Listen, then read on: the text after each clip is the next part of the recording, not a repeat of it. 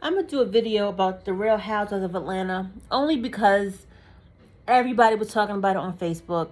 The blogs are hot because of like the sexual nature and how sensual everybody was, if that's even a word to put with what was going on in the dungeon.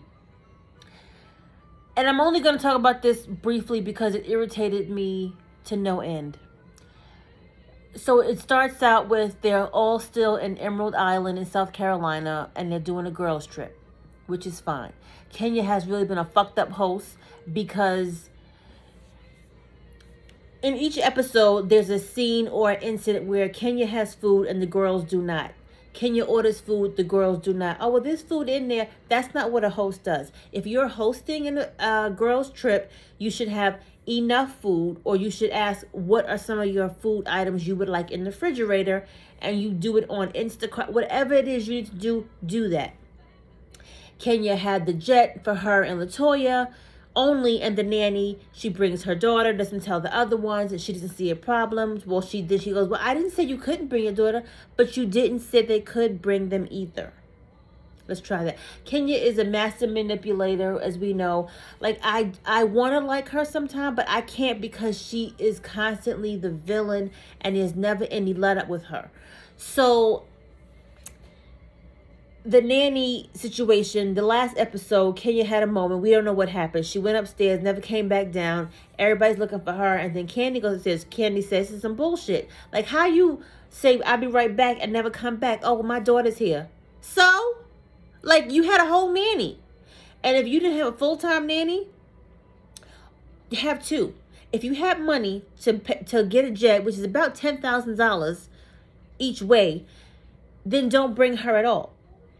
I get it. That's your baby. That's what you want to be with. You've never been without her. I get it. But then don't host a girls trip. How about that?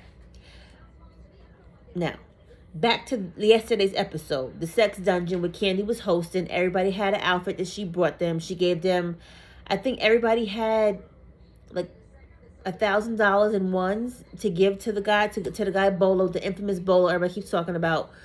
And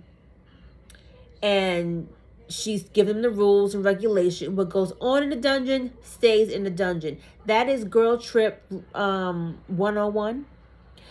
And everybody's having a good time. Kenya's acting all freaky. She's tooting her butt up on the floor, kicking her legs out, trying to pop her butt. And all this ass is everywhere, titties everywhere, which is whatever. It's a girls trip. Of course, they're drinking and drinking and drinking. And then it goes a little bit left, which is fine because it's a girls trip.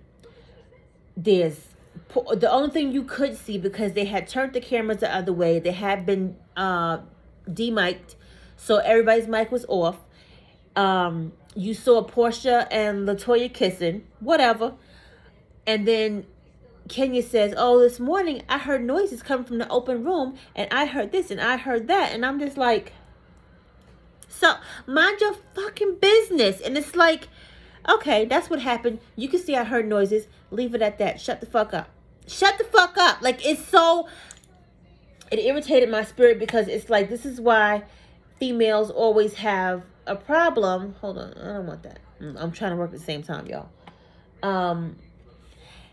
Females have problems because you can't learn, have a good time, do whatever it is you do, she do, and she do, and keep it right here. You don't got to go like that. You talk about it with the people that it happened with, not the entire world who's watching this fucking show. But I guess you need to solidify your check. So this is the only reason why you have to keep your mouth out there and keep going. Because when somebody pop you in the mouth again, you're going to wonder why. You're going to wonder why. But that's all I have to say about the Housewives of Atlanta. Cynthia had a good time. I guess the guy had a good time. He left at 7 o'clock in the morning. They keep saying he didn't sleep with me. He didn't sleep with me. It wasn't me. It wasn't me. It insinuates it's Portia and Tanya. But I'm just like, again, Portia is single. I don't know Tanya's situation, but it don't fucking matter. Shut the fuck up, Kenya. Period.